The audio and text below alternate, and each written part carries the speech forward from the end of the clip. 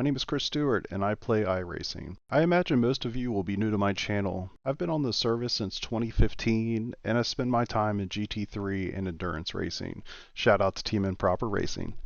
I've been creating content for sim racing for a few years now. On my channel you'll find my weekly races, live streams of endurance races, and every so often my thoughts on hardware I'm using.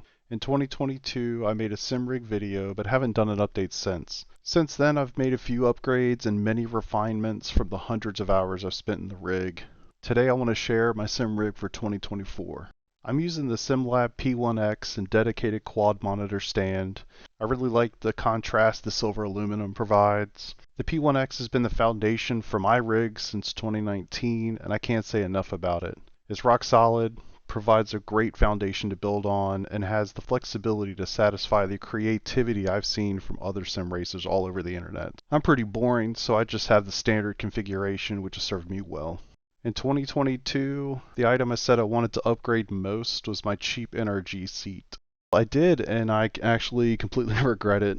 This Sparco is probably 4 or 5 times more expensive and half as comfortable at best. It hasn't warped like the NRG seat did, which I guess is nice, but for the cost it wasn't a worthwhile upgrade. It would have been painful to return, so I made some adjustments to try to get it to work for me as good as I can. Sometimes the grass just isn't greener.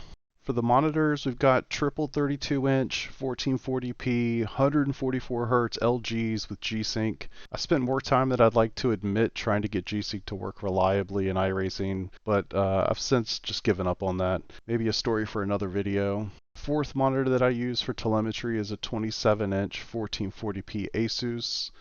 I actually love JRT or Joel Real Timing as a telemetry tool for iRacing.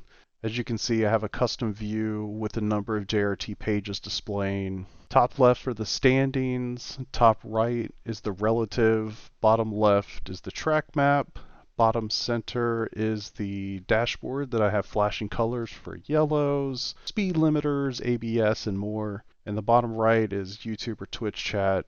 I can't say enough about JRT. I would highly recommend you checking that out.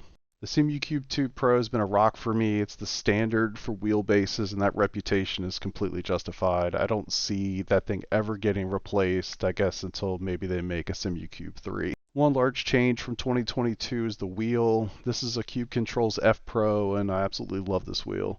More inputs than I could ever use. It feels great in the hands. It's built pretty well. The shifts feel tight. It's got tons of configurability. I have had issues with the dual clutches here and there, and the software can be a bit janky. Now that I'm racing only GT3, I've considered getting something slightly larger, and that might be my next upgrade, but we're splitting hairs. A viewer favorite from the 2022 video was the Stream Deck.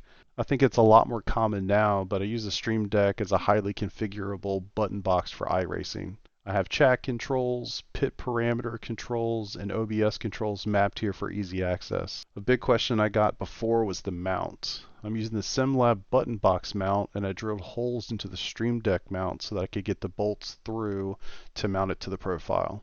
A massive upgrade from 2022 are the pedals. Very recent upgrade, in fact. I've gone with the Simucube active pedal and throttle. Initial impressions are extremely good, but I'd like to do a more detailed video on these pedals. Actually feeling ABS on a GT3 car is something I never thought I'd get in sim racing. These things are on another level.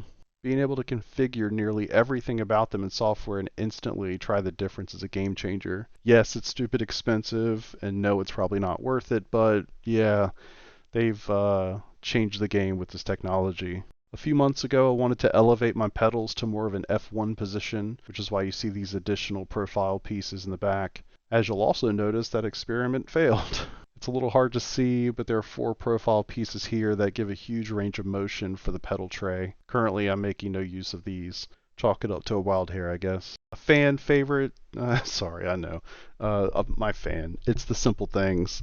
Having a fan available with a remote is a game changer. It can get pretty toasty in this corner of the basement. Being able to quickly turn this sucker on in the middle of a race is massive. I've also changed out my keyboard and mouse. I opted for the cheapest Logitech I could find, and it's great. Wireless has been great, and it doesn't take up 3 USB ports on my hub as my Corsair did before.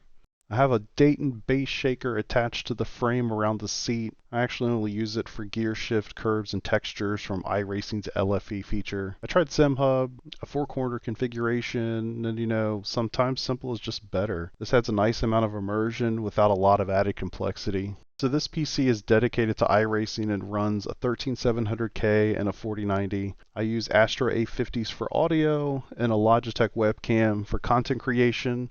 These are some things I'd like to adjust in the future, but they're working pretty well for me. So yeah, that's my sim rig in its current state. I hope you found this useful. If you have any questions about my rig, please drop a comment below and I'll see you guys on the track.